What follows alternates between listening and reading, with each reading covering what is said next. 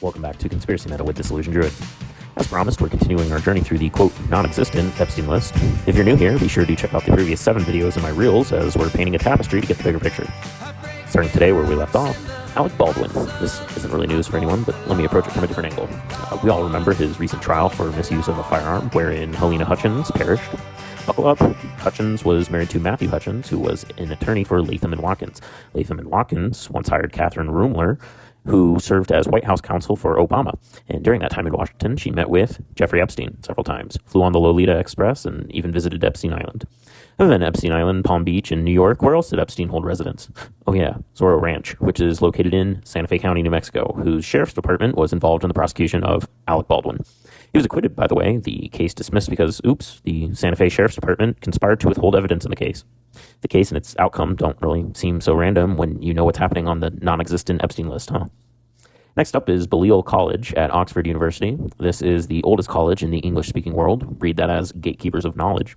Some notable people to have walked through the doors include Harold Macmillan, that's the former UK Prime Minister, very closely associated with Robert Maxwell.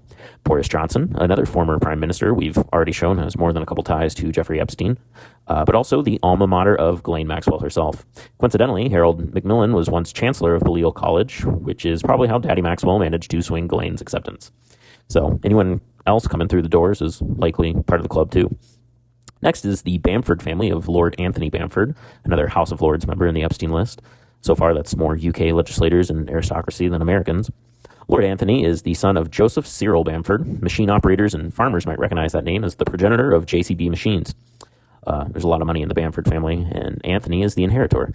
JCB Machines sold equipment that the Israelis used to settle in East Jerusalem and Golan Heights. Committed tax avoidance in 2001 and 2013, wherein Anthony basically paid himself through a shell company. But also, that shell company donated millions of dollars in shady fashion to David Cameron, who you might remember is son-in-law of Lord Astor, another Epstein client. Shortly after Cameron was elected, Bamford earned his House of Lords title. So, Epstein also saw it fit to include Bamford's children in his book, one of which was a co-producer for Wes Anderson's Darjeeling Limited, another of which owns Wrightbus, a UK bus manufacturer, as well as other green hydrogen investment companies, which should be read as an intelligence front or cutout. All of these connections are really messy, to say the least. Next on the list is Doug Band, founding partner and former president of Teneo, a multinational C-suite or top executive advisory/consultancy firm and investment bank. Basically, the guy did PR and consulting for the richest people in most powerful countries on earth. I'm starting to suspect all consultants are really just scam artists. Bill Clinton and Tony Blair sat on the advisory board, Clinton getting paid a cool $2.5 million a year for his position. Huma Abedin, that's Alexander Soros' wife and the ex-wife of Anthony Weiner, and chief aide to Hillary Clinton, was a paid consultant for Teneo simultaneously while working for Hillary. Doug Band was also the deputy assistant to Bill Clinton, called the key architect for post-presidency Clinton.